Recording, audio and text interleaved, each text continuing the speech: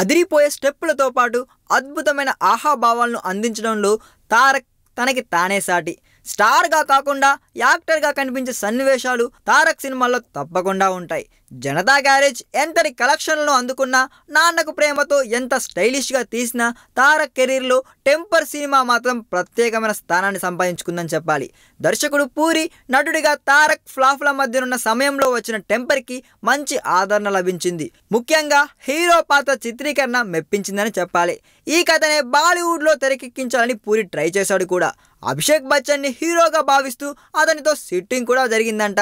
అయితే తెలుగు వర్షన్ చూసిన అభిషేక్ తారక్ రేంజ్లో ఎక్స్ప్రెషన్ ఇవ్వలేనని చెప్పడంతో సినిమా పట్టాలెక్కలేదని పూరి తెలిపాడు.